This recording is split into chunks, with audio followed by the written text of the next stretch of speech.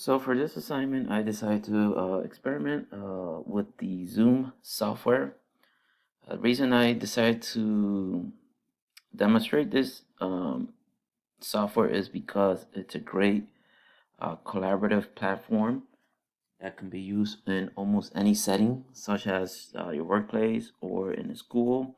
If you have remote online classes, for the most part, a lot of instructors use this platform to do their to do their instructions and be able to connect with students as well, either online or offline, um, to do one-on-one meetings with their students as well. Zoom is very intuitive. There's a lot of great features that you could benefit from. One of those key features is actually being able to do meetings with professional coworkers, or if you have an interview or an appointment. It's a great way to use this as a video conferencing platform. You do also have the option to do like instant messaging through the team chat feature. If you're already connected to the Zoom workplace, if you have an account, basically these are all the features you'll be able to access, including if you want to set up a meeting with someone. It's very simple. All you have to do is just click the little cross here, and you're gonna do create an event. If you want to set up an event, you could go ahead and do that here. You'll be able to name your event, decide the time, the date, and add your people who's going to be attending the meetings, and basically just hit save. Basically, once you do create an invitation, it's going to automatically send that email to the person you added, um, to get an invitation via a link from Zoom. Well, they'll be able to go ahead and log in and access the meeting at that specific time. um, Another great thing about this is that you could actually do a lot of sharing of documents and files with your coworkers or even your peers at school. It's a great way to collaborate if you're working on a specific assignment or a specific project that needs to be handled, in a matter that everybody needs to kind of share ideas and come together and discuss what needs to be done. So these are the main features up here. They also have the whiteboard option here and other little features that you could always go in and kind of play around with. If it's the first time that you're actually using Zoom, and I'm gonna go ahead for the purpose of this demonstration, let's sign out. If you have, let's say, a meeting that you need to attend, if you got a meeting ID or an invitation, basically you would just go ahead and click on join a meeting right here.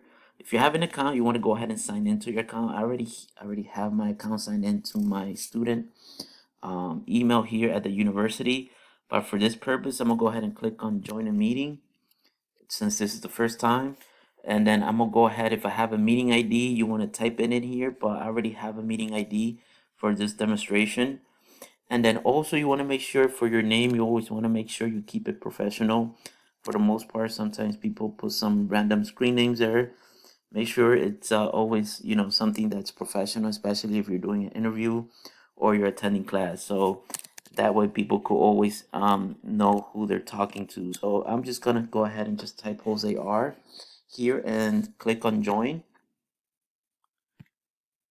And then you're gonna get this option here that says personal meeting room. It's just gonna verify that if you want to use the audio option and the video before actually logging in. You also do have an option before attending the meeting. You could select different backgrounds, so you do have options to do like different backgrounds. I usually, for my meetings, I do the blur option, but sometimes you do have other studio features that you could use, like other backgrounds that you could use. Again, you always want to make sure you try to keep it professional, especially if you're doing an interview or something like that.